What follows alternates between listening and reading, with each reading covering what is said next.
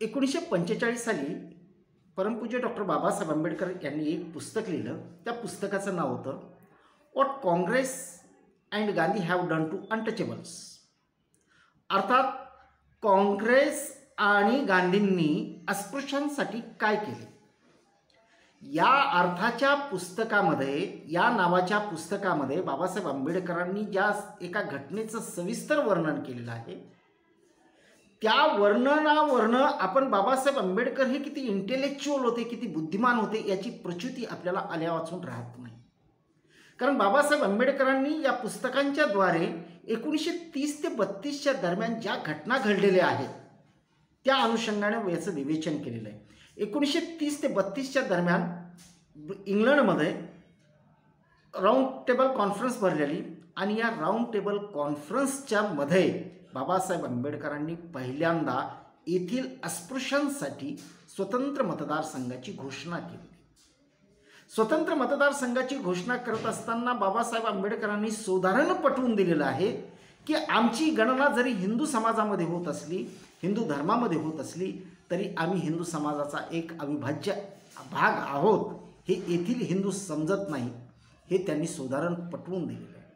कारण बाबासाहेब आंबेडकरांनी त्या कालखंडामध्ये केलेल्या ज्या चळवळी असतील, मग 14 ताळ्याची सत्याग्रहाची चळवळ असेल, काळाराम मंदिराच्या सत्याग्रहाची चळवळ असेल किंवा मनुस्मृती दहनाची चळवळ असेल, या अनुषंगाने केलेल्या चळवळी आणि बाबासाहेबांना या चळवळी करत असताना प्रतिवाद्यांनी केलेला बाबासाहेबांवरती हल्ला याच्या सविस्तर बातम्या त्यावेळी निघणारा जो टाइम्स ऑफ इंडिया नावाचा जो पेपर होता, या पेपरमध्ये इतिवृत्तांत फोटोसह बातम्या यायच्या आणि ह्या बातम्या, हे फोटो बाबासाहेब आंबेडकर हे ब्रिटिशांच्या पुढं त्या राऊंड टेबल कॉन्फरन्समध्ये दाखवायचे की आम्ही जर हिंदू समाजाचा भाग आहोत तर मग आमच्यावर अशा प्रकारचे हल्ले का, आम्हाला अन्याय, अत्याचार, भेदभाव, अस्पृश्यता या गोष्टी का पाळाव्या लागतात, हे त्यांनी सुधारण पटवून दिलं. या देशामध्ये खरं तर तसं बघायला गेलं तर ब्रिटिशांना अस्पृश्य ही कन्सेप्ट माहीतच नव्हती. अस्पृश्य काय असतात हे माहीतच नव्हतं. कुठपर्यंत अस्पृश्य ही कन्सेप्टच या लोकांना माहीत नव्हती. पण बाबासाहेब आंबेडकरांनी पहिल्यांदा गोलमेज परिषदेमध्ये हे सांगितलं की तुमच्याकडे ज्या प्रकारचे स्लेव्स आहेत, गुलाम आहेत, तुमच्याकडे असणाऱ्या गुलामांपेक्षाही आमची बेहत्तर कंडिशन आहे. अतिशय भयावह परिस्थितीमध्ये आम्हाला जीवन जगावं लागतं, किती कष्टप्रद जीवन जगावं लागतं, जातीयता, जातीभेद या गोष्टी आम्हाला सहन कराव्या लागतात. हे बाबासाहेब आंबेडकरांनी ब्रिटिशांना तिथल्या गुलामांची तुलना करून त्या ब्रिटिश लोकांना की इकडचे जे अस्पृश्य आहेत, तुमच्याकडे असणाऱ्या गुलामांपेक्षाही या अस्पृश्य लोकांची परिस्थिती किती दयनीय आहे हे पटवून दिलं आणि सांगितलं. आणि मग हे त्यांना पटल्यानंतर 14 ऑगस्ट 1932 रोजी तत्कालीन ब्रिटनचे पंतप्रधान रॅम्से मॅकडोनाल्ड यांनी काय केलं की जातीय निवाडा घोषित केला आणि जातीय निवाड्याच्याद्वारे अस्पृश्यांना सुद्धा स्वतंत्र मतदारसंघाची घोषणा केली. 14 ऑगस्ट 1932ला जातीय निवाडा झाला आणि त्याद्वारे स्वतंत्र मतदारसंघ अस्पृश्यांना मिळाला. पण या देशातल्या तत्कालीन सर्वाधिक लोकप्रिय असणारे महात्मा गांधी यांनी या जातीय निवाड्याला विरोध केला आणि प्राणांतिक उपोषण येरवाडा इथं चालू केलं, येरवाडा पुणे या ठिकाणी. आणि चालू केल्यानंतर एवढं टोकाची भूमिका महात्मा गांधींनी घेतली की जोपर्यंत हा जातीय निवाडा रद्द होत नाही तोपर्यंत मी मेलो तरी बेहत्तर, पण उपोषण सोडणार नाही. आणि आता बाबासाहेब आंबेडकरांना सुद्धा महात्मा गांधींचे प्राण मोलाचे वाटत होते, पण त्याहीपेक्षा या 5 ते 6 कोटी असणाऱ्या आपल्या अस्पृश्य बांधवांचं राजकीय भवितव्य देखील बाबासाहेब आंबेडकरांना महत्त्वाचं वाटत होतं. आणि म्हणून बाबासाहेब आंबेडकरसुद्धा 2 पावलंसुद्धा मागे यायला तयार नव्हतं. आणि म्हणून हे 2 नेते, 2 दिग्गज नेते वैचारिक लढाई जी आहे त्यासाठी आमने सामने आलेले होते. अत्यंत टोकाची भूमिका. इकडं महात्मा गांधींचे प्राणपणाला लागलेले आणि बाबासाहेब आपल्या अस्पृश्य, हजारो वर्षापासून जे अस्पृश्य बांधव गुलामगिरीमध्ये पडलेले होते, खितपत पडलेले होते, त्यांच्या राजकीय भवितव्यासाठी लढत होते, वैचारिक लढाई लढत होते. आणि म्हणजे नुकतीच 40शी ओलांडलेला एक दलित विद्वान एका 60 उलटलेल्या विद्वानाशी वैचारिक लढत होता, वैचारिक लढाई लढत होता. किती अनमोल गोष्ट आहे, किती मोठा संघर्ष आहे. 40शी ओलांडलेला एक दलित युवक जो विद्वान आहे आणि 60 ओलांडलेला तत्कालीन सर्वाधिक भारतातील सर्वाधिक लोकप्रिय असणारा व्यक्ती यांच्यामध्ये वैचारिक लढाई होती. बाबासाहेब हटायला तयार आहेत, महात्मा गांधी हटायला तयार आहेत. आणि मग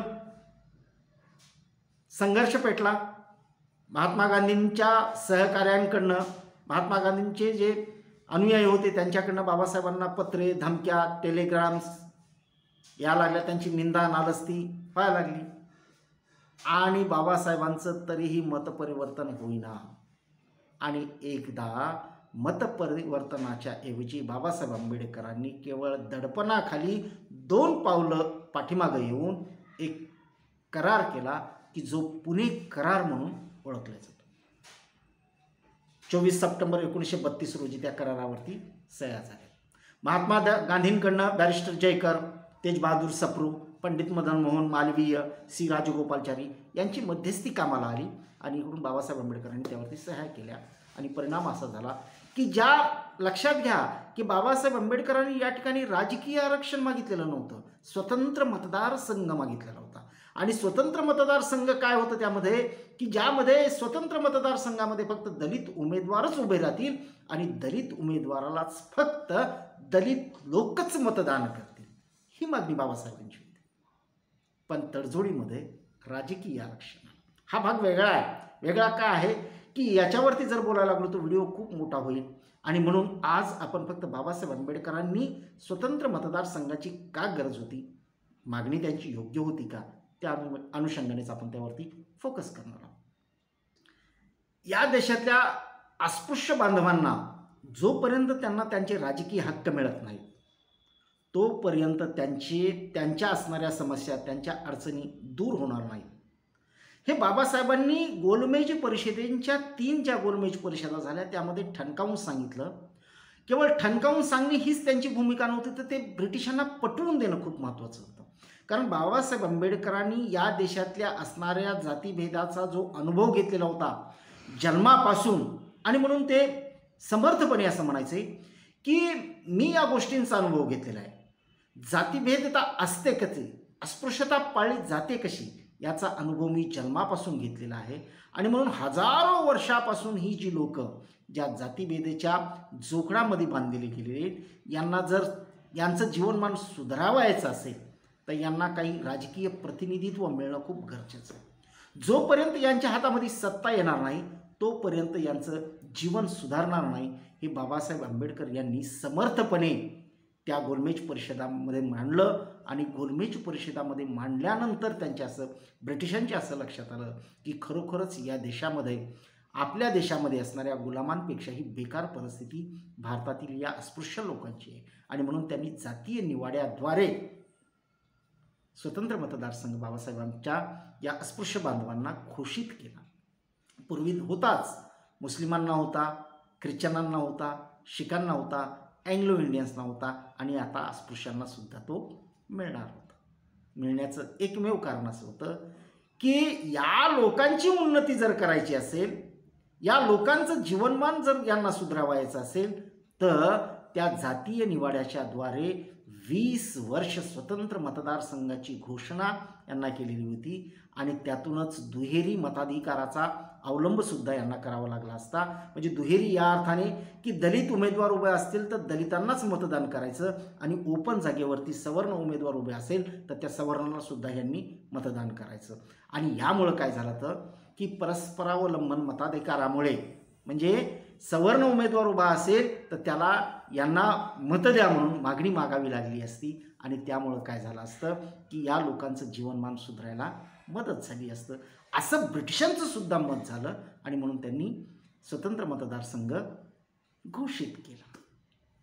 तर मित्रो, बाबासाहेब आंबेडकरांनी ज्या वेदना भोगलेल्या होत्या त्या वेदना समर्थपणे पेलल्या ब्रिटिशांच्या त्या राऊंड टेबल कॉन्फरन्समध्ये. आणि यावरून बाबासाहेब आंबेडकरांनी दलितांच्या उद्धारासाठी आपल्या विद्वत्तेचा कसा वापर केला. एक हाती, कुणीही सोबत नाही, कुणाचाही पाठिंबा नाही, केवळ आपली बुद्धी आणि बुद्धिमत्तेच्या बळावर बाबासाहेबांनी ब्रिटिशांच्या पुढं ही वैचारिक लढाई जिंकलेली आहे, एवढं मात्र निश्चित. माहिती आवडली असेल तर नक्की लाईक, शेअर आणि सबस्क्राईब करायला विसरू नका.